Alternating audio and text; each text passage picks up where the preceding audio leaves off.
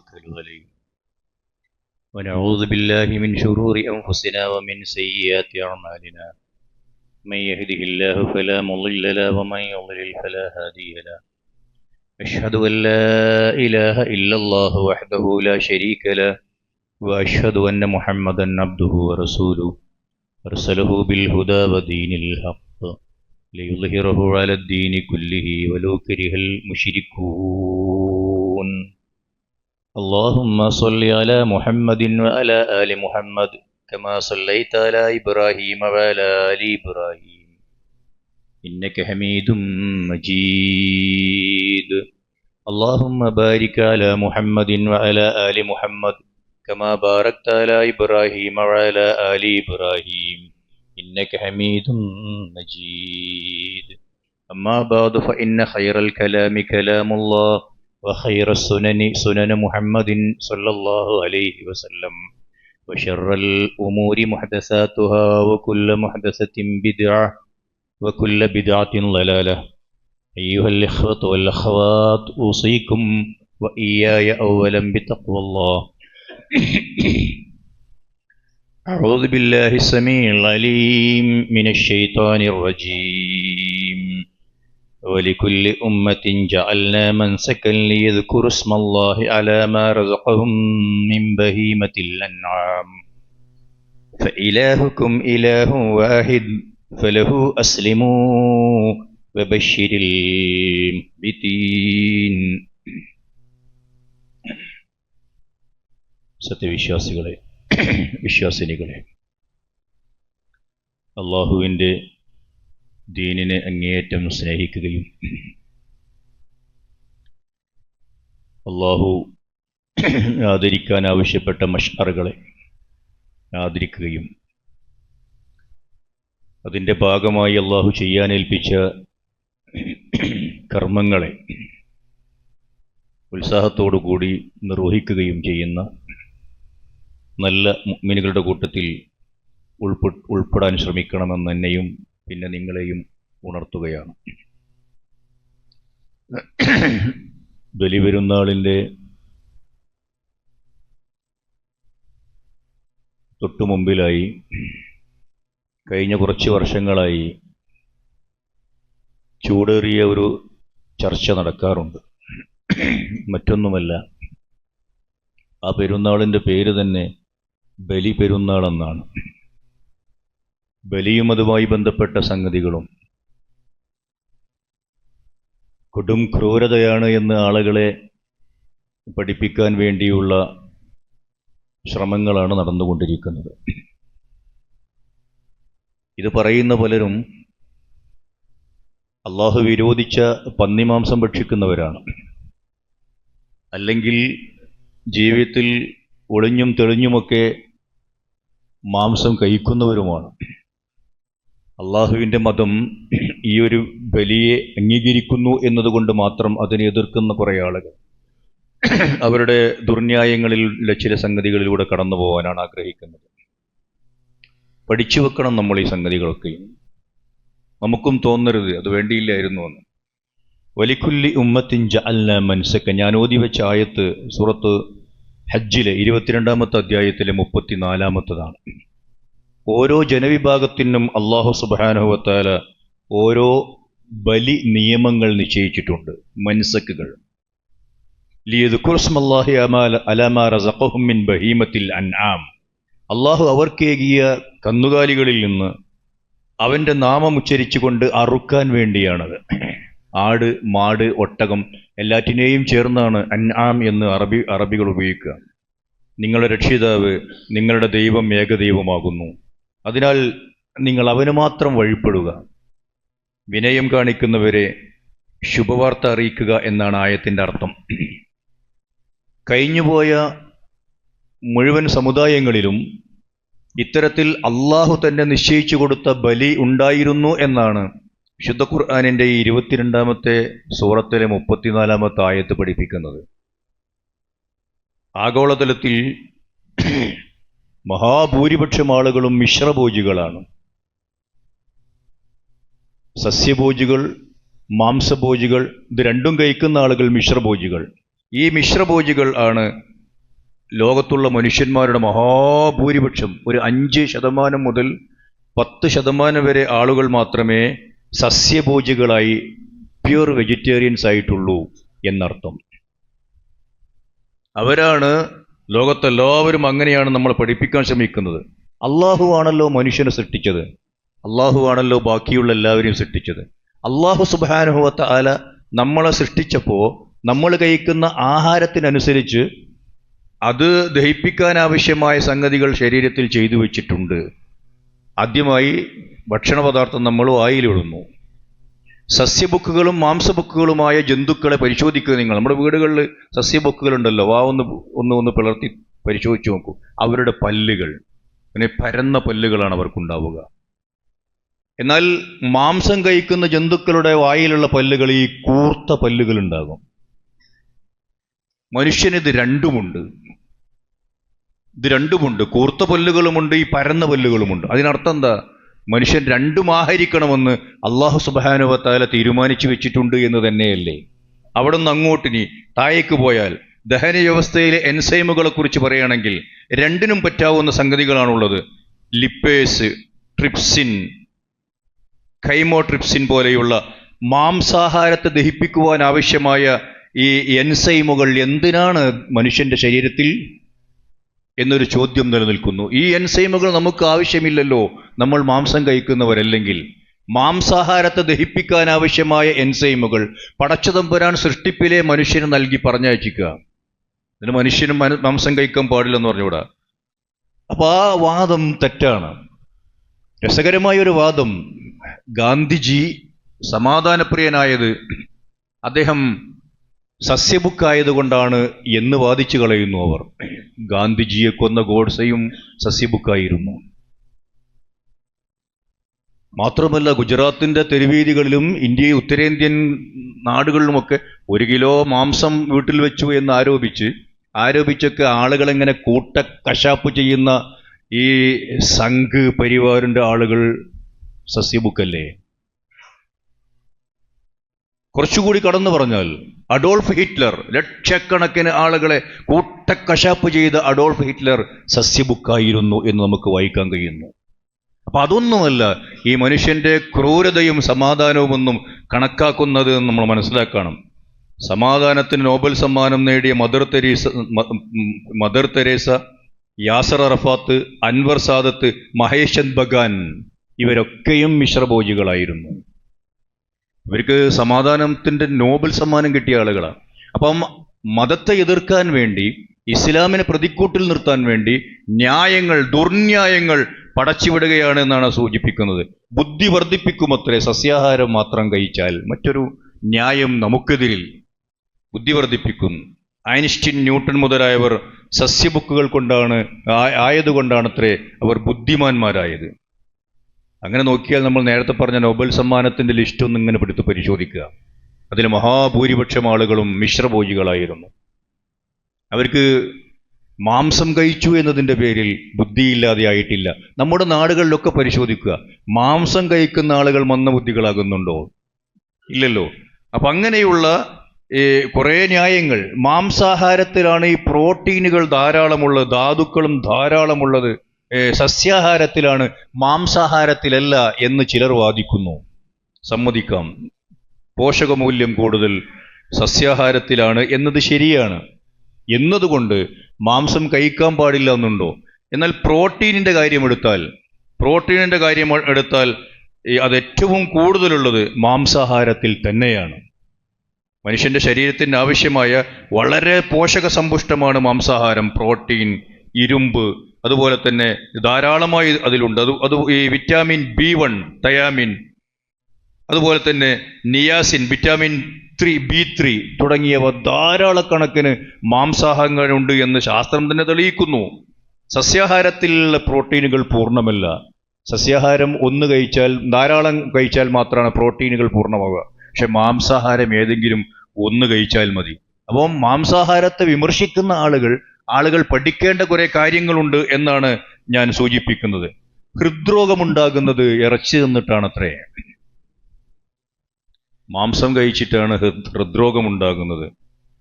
അപ്പം മാംസം തീരെ കഴിക്കാത്ത ആളുകൾക്ക് ഹൃദ്രോഗമില്ലേ എന്നൊരു ചോദ്യവുമുണ്ട്. ഹൃദ്രോഗവും അതുപോലുള്ള സംഗതികളുമൊക്കെ ഉണ്ടാകുന്നത് അമിതാഹാരം മൂലമാണ് എന്നാണ് വൈദ്യശാസ്ത്രം പറയുന്നത്. അതാണ് ശരിയും. വൈദ്യശാസ്ത്രം പറയുന്നത് അത് ഇസ്ലാം കണിശമായി വിരോധിക്കുന്നുമുണ്ട്. ഖുലു വശ്റബു വലാ തുസ്രിഫു ഇന്നല്ലാഹ ലാ യുഹിബ്ബുൽ മുസ്രിഫീൻ. ഈ നിയമം കൃത്യമാണ്, വ്യക്തമാണ്. ഇനിയുമുണ്ട് ആയത്തുകൾ.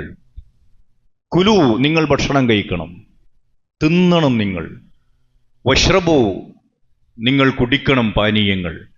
ഒരൊറ്റ കണ്ടീഷനാണുള്ളത്, വലാ തുസ്രിഫു, അമിതമാവരുത്. അങ്ങനെ അമിതമായി ഭക്ഷിക്കുന്ന ആളുകളെ അമിതമായി കുടിക്കന്നെ തിന്നന്നെ. ഇത്തരം ആളുകളെ അള്ളാഹു ഇഷ്ടപ്പെടുന്നില്ല. ലാ യുഹിബ്ബുൽ മുസ്രിഫീൻ. അള്ളാഹുവിന്റെ പ്രവാചകൻ അത് വിശദീകരിക്കുന്നത് ഇങ്ങനെയാണ്: മാ മലഅ ആദമിയുൻ വിയാഅൻ ശർറൻ മിൻ ബത്നിൻ.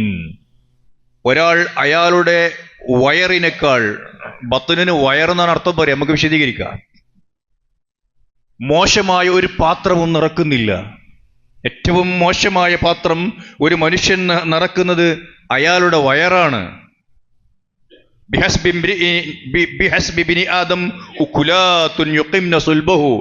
ഒരാൾക്ക് നേരെ നിൽക്കാനും ജോലി ചെയ്യാനും അയാളുടെ കാര്യങ്ങളൊക്കെ നിർവഹിക്കുവാനും ഏതാനും ഉരുളകൾ മതി. ഇനി അയാൾക്ക് നിർബന്ധമുണ്ടെങ്കിൽ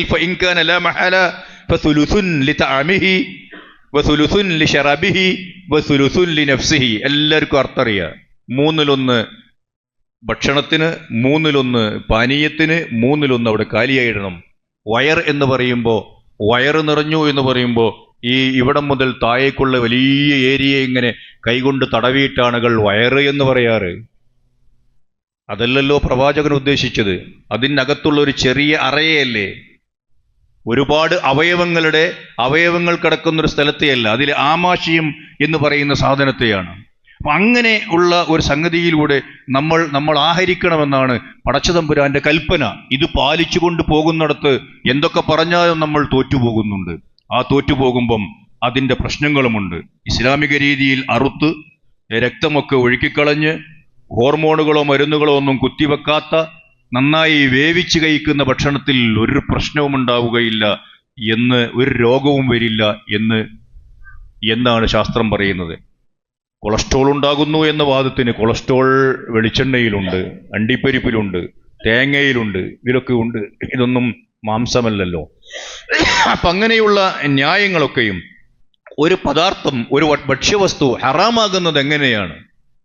ഇസ്ലാമിന്റെ കാഴ്ചപ്പാടനുസരിച്ച് റസൂലുള്ളാഹി സ്വല്ലല്ലാഹു അലൈഹി വസല്ലം ഹറമൻ നബിയു സ്വല്ലല്ലാഹു അലൈഹി വസല്ലം കുല്ലു ളാരിൻ, ലറുണ്ടാക്കുന്ന, എടങ്ങേറുണ്ടാക്കുന്ന, പ്രയാസമുണ്ടാക്കുന്ന, ശരീരത്തിന് ഈ പ്രയാസമുണ്ടാക്കുന്ന എല്ലാം ഹറാമാണ്. അത് ഭക്ഷണത്തിന്റെ കാര്യം. ലാറ് എന്ന എവിടെയും ലറർ അള്ളാഹുവിന്റെ മതം ഇഷ്ടപ്പെടുന്നില്ല. ലാ ലറർ വലാ ളിറാർ.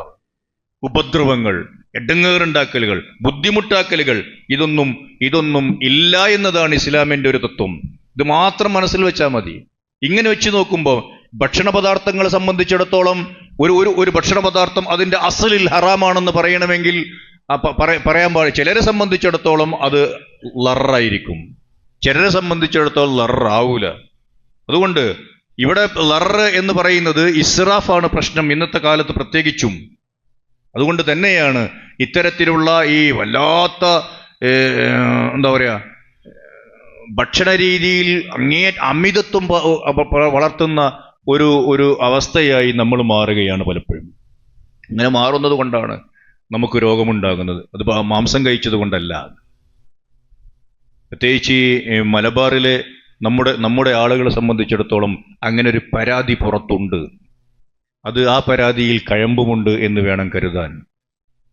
അതുകൊണ്ട് ആ വിഷയത്തിൽ കൃത്യമായി റമളാനിൽ 30 ദിവസം നോമ്പെടുക്കുന്നവരാണ് നമ്മൾ. ആ റമളാനിലും ഇതിൻ്റെ അച്ചടക്കം പൂർണ്ണമാകുന്നില്ല എന്നതാണ് ശരി.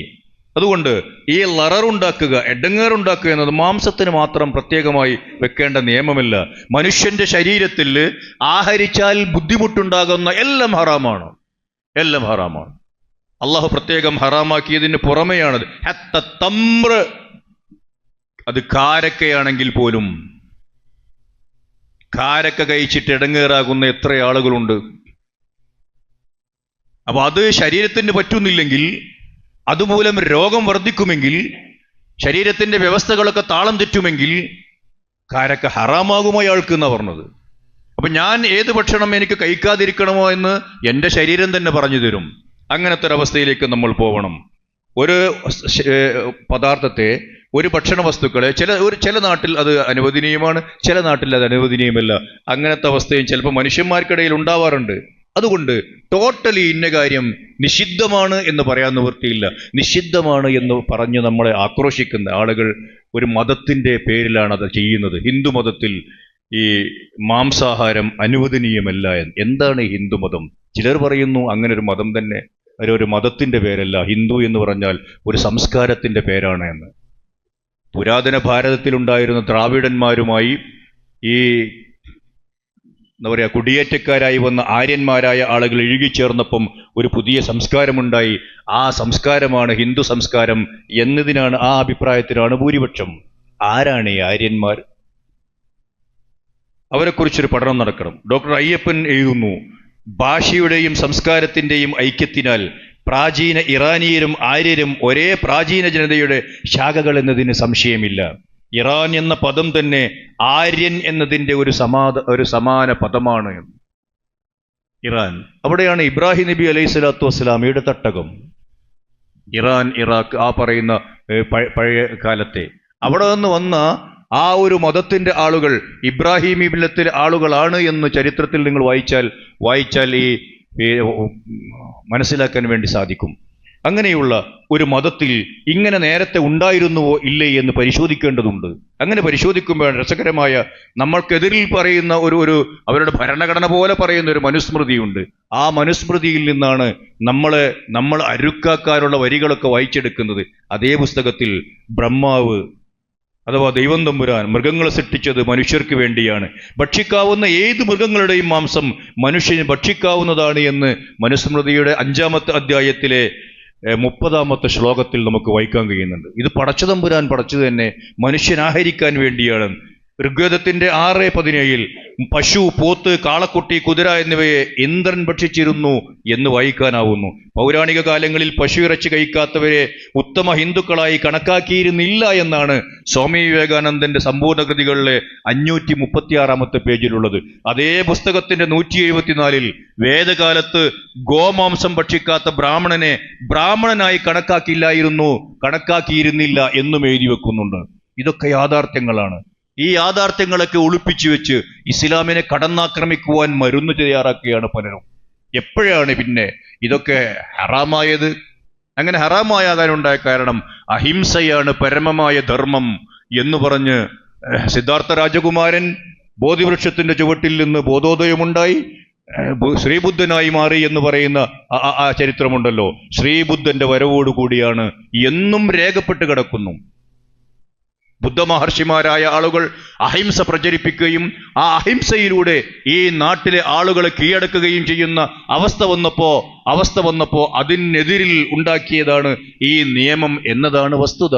അതിന് ഇസ്ലാം എന്തൊരു പ്രതിക്കൂട്ടിൽ നിൽക്കണം?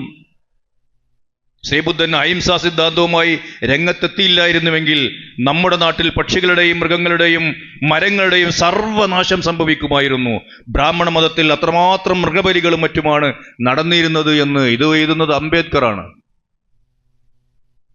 അങ്ങനെയുള്ള കുറേ പ്രശ്നങ്ങൾ നമ്മുടെ നാടിന്റെ പഴയകാല ചരിത്രത്തിലേക്ക് പോയാൽ നമുക്ക് വായിക്കാൻ കഴിയും. മനുഷ്യനെ സംബന്ധിച്ചിടത്തോളം ദാരിദ്ര്യ നിർമ്മാർജ്ജനം എന്ന് പറയുന്ന ഒരു അജണ്ട മുമ്പിലുണ്ട്. സസ്യബുക്കുകളാണോ മാംസബുക്കുകളാണോ അതിനെ സഹായിക്കുക എന്നുകൂടി ഒരു ചർച്ചയ്ക്കെടുക്കണം. പ്രതിവർഷം 20 മില്യൺ ആളുകൾ പോഷകാഹാരക്കുറവ് കൊണ്ട് മരിച്ചു വീഴുന്നുണ്ട് ലോകത്ത്. കുറച്ചൊന്നുമല്ല. അതിന് നമ്മളെ സംബന്ധിച്ചിടത്തോളം, സസ്യാഹാരിയായ ആളുകളെ സംബന്ധിച്ചിടത്തോളം ഒരു മാംസഭോജിയുടെ 2-3 ഇരട്ടി ഭക്ഷണം കഴിക്കണം. അയാൾ നശിപ്പിക്കണം. ഒരു ജന്തുവിനെ കൊന്നാൽ, ഒരു മൃഗത്തെ അറുത്താൽ 100 ആളുകളുടെ ആഹാരം നിവൃത്തിയായും അവർക്ക് വേണ്ട പോഷകാഹാരങ്ങളൊക്കെ ലഭിക്കുകയും ചെയ്യുന്ന ഒരു പശ്ചാത്തലമുണ്ടാകും. ലോകത്തെ മുഴുവൻ ആളുകളും സസ്യാഹാരമാണ് ശീലിക്കുകയെങ്കിൽ ഇവിടെ പിന്നെ സസ്യങ്ങൾ ഉണ്ടാകുമോ എന്നൊരു ചോദ്യം. അങ്ങനെ ഇല്ലാതെ പോയാൽ മനുഷ്യന്റെ ജന്തുക്കൾക്ക്, മനുഷ്യനല്ല, അവർക്ക് ജീവൻ നിലനിൽക്കാൻ ആവശ്യമായ ഈ മുഴുവൻ ജന്തുക്കൾക്കും ഓക്സിജൻ വേണം ജീവിക്കാൻ. അതിൻ്റെ സന്തുലിതാവസ്ഥ തകരാറിലായി പോകും എന്നും ആളുകൾ ഭയപ്പെടുന്നു. അപ്പൊ അങ്ങനെയുള്ള ഈ അവസ്ഥയിൽ മനുഷ്യനെ ഒരുപാട് തലങ്ങളിലേക്ക് നമ്മൾ ആലോചിക്കേണ്ട. ആരെങ്കിലും എന്തെങ്കിലും പറയുമ്പോൾ ആകെ അങ്ങനെ ബേജാറായി നിൽക്കേണ്ടവരല്ല. സസ്യാഹാരം മാംസാഹാരത്തെ എതിർക്കുന്നവർ മറ്റൊരു വാദം പറയാറുണ്ട്. എന്താണെന്നറിയോ? ആഹാരത്തിനായി കൊന്നൊടുക്കേണ്ടി വരികയാണല്ലോ അവർ, ഈ മിണ്ടാപ്രാണികൾ വെറുതെ ഇങ്ങനെ കൊല്ലുകയല്ലേ, അങ്ങനെ അവർക്ക് ഒരു സിംബൽ നേടാൻ വേണ്ടി. അതിനേക്കാൾ നമ്മൾ കൊന്നൊടുക്കേണ്ടി വരികയാണ്. മുഴുവൻ സസ്യാഹാരങ്ങളും ആകണമെങ്കിൽ ജന്തുക്കളെ പോലെ സസ്യങ്ങൾക്ക് ജീവനുണ്ട് എന്നാണ് ശാസ്ത്രം പറയുന്നത്. അങ്ങനെ തെളിയിക്കുകയാണ്.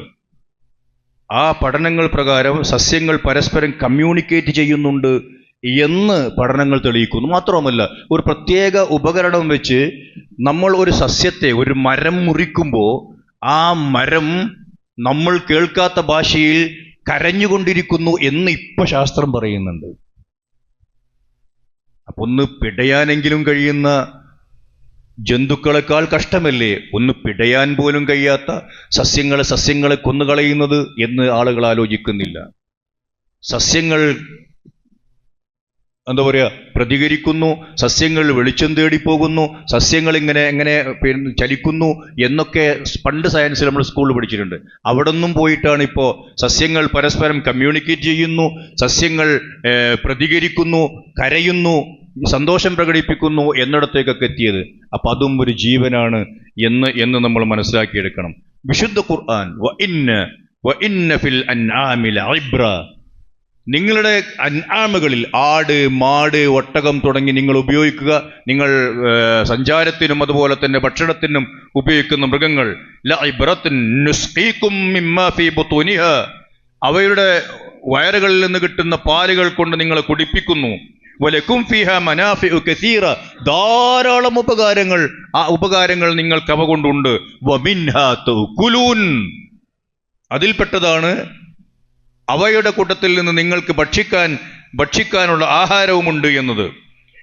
മറ്റൊരായത്തിൽ അല്ലാഹുല്ലദീ ജഅല ലക്കുമുൽ അൻആമ ലിതർകബൂ മിൻഹാ, നിങ്ങൾക്ക് അല്ലാഹു കീഴ്പ്പെടുത്തി തന്നിരിക്കുന്നു മൃഗങ്ങളെ, അൻആമുകളെ, നിങ്ങൾക്ക് അവയുടെ പുറത്ത് അവയെ വാഹനമായി ഉപയോഗപ്പെടുത്താൻ. മാത്രവുമല്ല, നിങ്ങൾക്ക് അവയിൽ നിന്ന് നിങ്ങളുടെ ഭക്ഷ്യവസ്തുക്കളായും അവയെ അല്ലാഹു സുബ്ഹാനഹു വ തആല ആക്കിയിരിക്കുന്നു.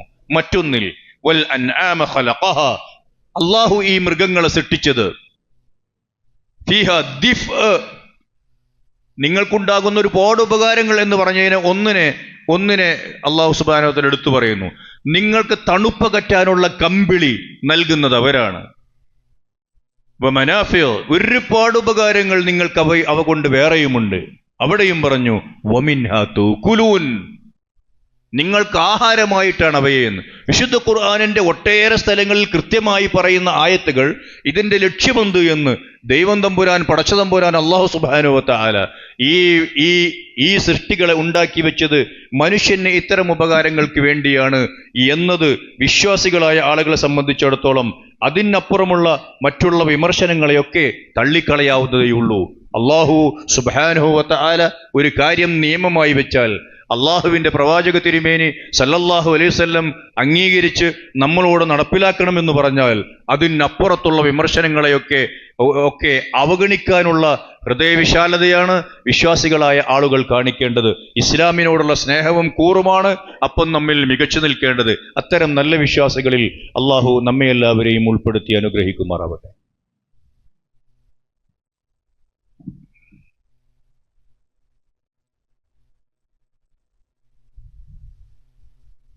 അൽഹംദുലില്ലാഹ് വസ്സലാത്തു വസ്സലാമു അലാ റസൂലില്ലാഹ് വഅലാ ആലിഹി വസഹ്ബിഹി അജ്മഈൻ, അമ്മാ ബഅദ്.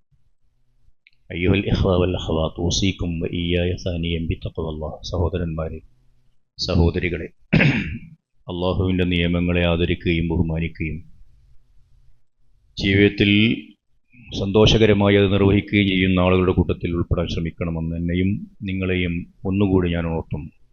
വിശുദ്ധ ഖുർആനിൽ 22-ാമത്തെ അധ്യായം സൂറത്തുൽ ഹജ്ജിലെ 37-ാമത്തെ ആയത്തിൽ ഈ നമ്മളാചരിക്കുന്ന ബലിയെക്കുറിച്ച് കൃത്യമായി ഇങ്ങനെ പറയുന്നുണ്ട്.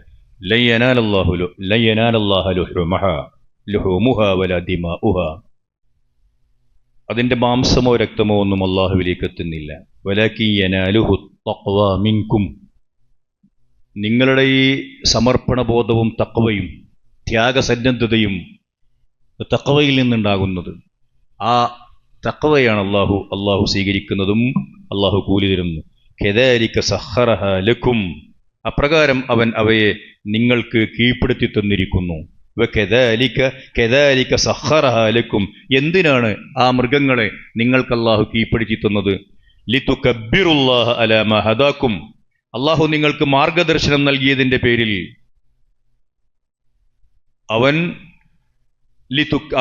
നിങ്ങൾ അവന്റെ മഹത്വം പ്രകീർത്തി തക്ബീർ മുഴക്കാൻ വേണ്ടിയിട്ട്. വബശിരിൽ മുഹ്സിനീൻ, സദ്വൃത്തർക്ക് നീ സന്തോഷ വാർത്ത അറിയിക്കുക. വിശുദ്ധ ഖുർആനിന്റെ 22:37 അങ്ങനെയുള്ളത്. ഈ ആയത്തിന്റെ വെളിച്ചത്തിലാണ് നമ്മൾ ഉളുഹിയ്യത്ത് എന്ന കർമ്മം നിർവഹിക്കേണ്ടത്.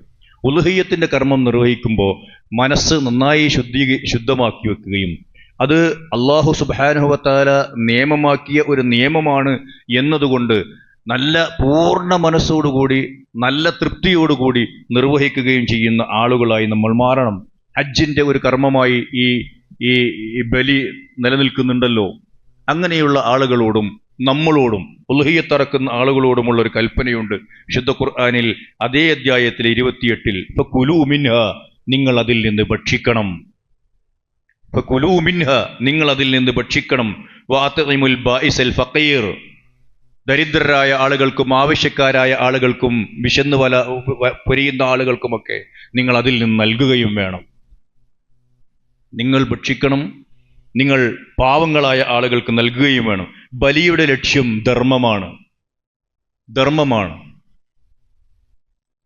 ആഹാരമില്ലാത്ത സ്ഥലങ്ങളിലേക്ക് എത്തിക്കലാണ്.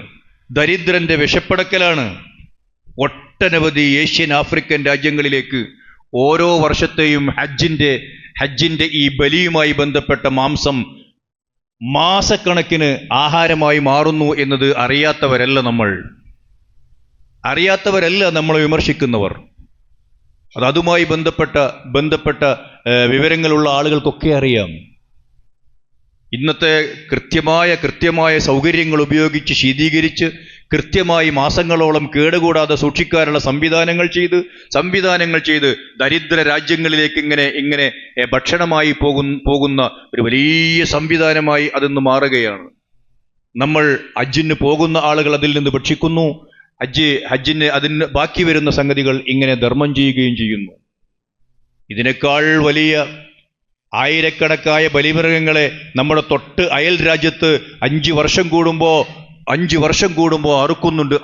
അതുകൊണ്ടുണ്ടാകാവുന്ന പ്രശ്നങ്ങളും പ്രയാസങ്ങളും നിങ്ങളൊന്ന് യൂട്യൂബിൽ സെർച്ച് ചെയ്ത് പഠിച്ചു നോക്കൂ. മാതൃകാപരമായി അള്ളാഹു നിശ്ചയിച്ച ഒരു അമൽ എന്ന നിലയിൽ വളരെ കൃത്യമായിട്ടാണ് മുസ്ലിമീങ്ങൾ ഈ കൃത്യങ്ങൾ ചെയ്യുന്നത് എന്ന് ബാക്കിയുള്ളവർ ഒന്ന് പഠിക്കേണ്ട സംഗതിയുണ്ട്.